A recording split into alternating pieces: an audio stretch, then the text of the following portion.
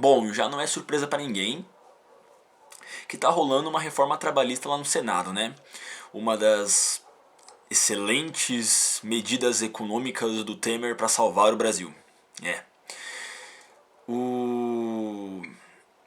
essa reforma trabalhista está gerando uma grande polêmica porque muitos alegam que na verdade ela é boa, vai trazer maiores avanços econômicos, porque vai diminuir o custo da jurisdição trabalhista, enquanto os outros alegam que na verdade é o contrário, não vai mudar nada e só vai privilegiar a classe empregatícia. Esses têm um certo nível de razão. Aqueles que são a favor, aqueles que estão apoiando a reforma trabalhista, eles utilizam dos mais variados argumentos para defendê-la. Mas o mais engraçado que eu vi recentemente e que eu achei uma grande ignorância, uma grande estupidez, é de que temos que nos inspirar nos Estados Unidos porque lá não tem CLT e lá não tem justiça do trabalho, porque lá não tem, porque as ações trabalhistas lá são menores. E isso é uma grande ilusão. Não é assim que o barco toca, não é assim que as coisas funcionam nos Estados Unidos. É uma grande ingenuidade pensar dessa forma. Eu vou explicar aqui nesse vídeo tudo para vocês como funciona a jurisdição trabalhista nos Estados Unidos. E antes de começar, eu quero falar que eu estou usando como base desse vídeo um artigo que eu li no site J. Eu vou deixar aqui na descrição do vídeo o endereço para vocês visitarem. É muito bom e está muito mais detalhado e pra vocês verem depois quando terminarem de ver o vídeo. Começando, primeiro de tudo, o sistema jurídico dos Estados Unidos é diferente do brasileiro. Lá eles adotam o sistema de common law, enquanto nós adotamos o civil law. Qual é a diferença? No common law não existem códigos, entendeu? Não existem leis codificadas em diplomas. Não é diplomas, não é codificado. Não existem códigos. Por exemplo, lá não há uma CLT, lá não existe um código de leis trabalhistas da mesma forma que não existe um código de leis civis e leis eleitorais, leis penais. Mas isso não quer dizer que lá não existam leis civis, leis penais, leis eleitorais e leis trabalhistas. Existem. É muito ingênuo acreditar que não existe. Um detalhe bem interessante que deve ser levado em consideração é que lá nos Estados Unidos eles têm a lei federal e a lei estadual. Ou seja, cada estado, dos 50 estados que tem nos Estados Unidos, tem a sua própria legislação. Enquanto todos seguem a legislação federal, que é imposta a todos os estados, cada um tem suas leis específicas que não entram em contradição com a lei federal. Então, o custo lá de judicialização trabalhista é um pouco mais caro por esse fator também. Por quê? Porque a cada estado você vai ter que ficar atento à legislação daquele local. Então você acaba tendo que contratar advogados especializados na legislação do estado, da legislação trabalhista daquele estado, né? De acordo com a... deixa eu ver aqui que eu até anotei. Sim, com a consultoria Hiscox, a porcentagem de alguém ser processado nos Estados Unidos por uma ação trabalhista é de 15% do Missouri até 66% no Novo México. E a lei federal trabalhista não é, nem por si só, ela também não é simples, não é fácil de entender. A lei federal trabalhista nos Estados Unidos, ela começou com o federal, eu até anotei aqui, só um minuto. Com a Federal Labor Standards Act, que foi institucionalizada em 1938 durante o New Deal, quando Franklin Delano Roosevelt era presidente. Ela é atualizada como a CLT, que também é atualizada. Ela é usada até os dias de hoje, ninguém a considera anacrônica, nem velha, nem desatualizada, nada disso. Muito pelo contrário, ela é atualizada e continua sendo utilizada, e enfim.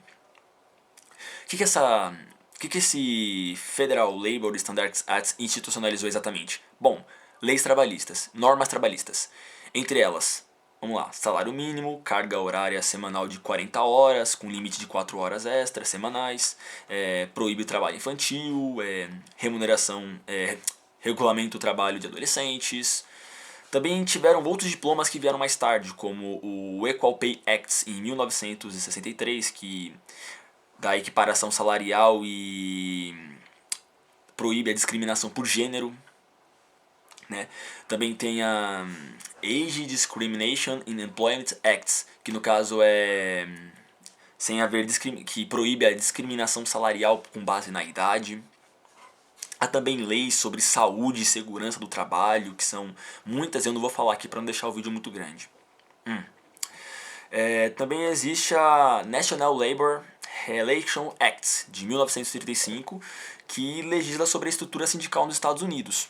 Sim, lá também existe sindicalismo, para quem não sabe. Só que lá a negociação coletiva ela é mais livre que no Brasil e o poder de barganha é maior. Ou seja, o sindicalismo nos Estados Unidos ele é mais próximo das bases. E isso é muito bom, inclusive. Um outro argumento muito utilizado é de que lá não existe justiça do trabalho. Como foi dito agora há pouco, eles adotam um sistema de common law, né? Então, da mesma forma que lá não tem justiça do trabalho, lá também não tem justiça criminal, não tem justiça, enfim. Mas é muita ingenuidade acreditar que um empregado, quando é lesado pelo empregador nos Estados Unidos, ele não pode recorrer a um tribunal. Não. Se ele tiver direito, ele vai atrás. E lá nos Estados Unidos, os tribunais que têm competência para atuar na área trabalhista, eles costumam tratar de casos como, por exemplo, reconhecimento de vínculo empregatício, horas intinere, divergência de contrato, horas extras não pagas, etc, etc. Há diversos casos e não vou me atentar a explicar todos eles agora. E tem que levar em conta também o seguinte: a galera costuma falar que nos Estados Unidos as ações trabalhistas são menores, mas isso é óbvio, por dois fatos bem básicos. O primeiro deles é simples: a economia lá é melhor e o emprego é de sobra. Ou seja, se um empregado americano ele é demitido ou é lesado no trabalho, talvez vale muito mais a pena ele tentar pegar outro emprego do que ele abrir uma ação trabalhista. É uma questão financeira. Aqui no Brasil não é assim. Aqui no Brasil é diferente. Aqui o desemprego é muito alto. Então é óbvio que aqui as ações trabalhistas vão ser maiores. Começando com esse princípio. Porque o desemprego é alto. Então se o brasileiro ele é lesado no trabalho, ele não pode falar assim: eu vou sair desse emprego e vou conseguir outro. Simplesmente pronto, acabou. Não é tão simples assim. Aqui a realidade social, a realidade aqui é bem diferente de lá. E há um segundo fator muito importante, que são as chamadas class actions, que ocorrem nos Estados Unidos. O que é class action? A class action é quando um único trabalhador representa vários trabalhadores numa só ação trabalhista. Aqui no Brasil ocorre algo parecido no processo chamado litisconsórcio, mas não então em grande escala como nos Estados Unidos, como o class action. O class action, às vezes, é um trabalhador representando no mínimo um trabalhador representando no mínimo 100, 200 trabalhadores, sabem? É nessas proporções que ocorrem por lá. Só que uma class action é contabilizada apenas como uma ação trabalhista. Entendeu? E enquanto aqui no Brasil, se fosse ocorrer isso aqui no Brasil, não ia acontecer porque aqui não acontece class action. Então, no caso, ia ter que ser 100 casos trabalhistas, ou 50, porque 50 não ia fazer nada. Infelizmente, é assim que as coisas funcionam.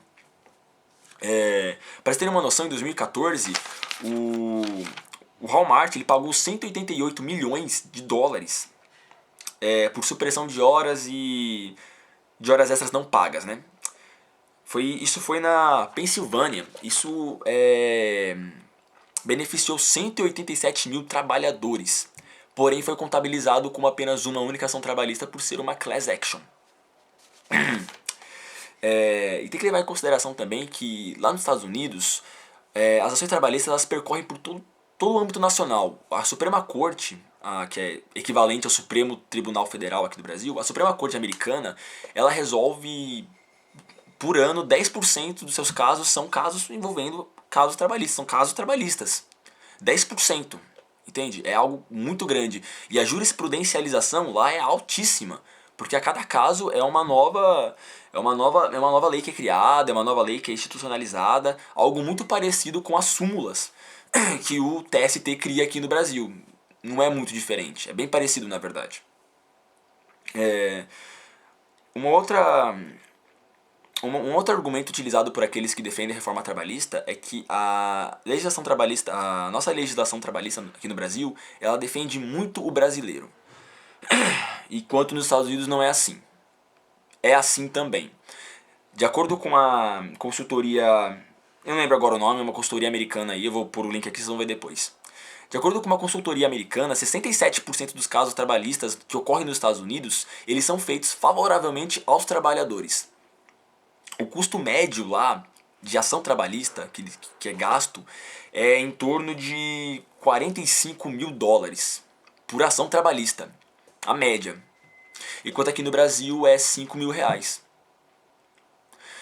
Então, antes de vocês verem coisas na internet, falácias como essa que eu vi, inclusive eu vi minha mãe vendo um vídeo uma vez, e o cara falou no vídeo que os Estados Unidos é um país muito bom porque lá não tem CLT, não tem justiça do trabalho.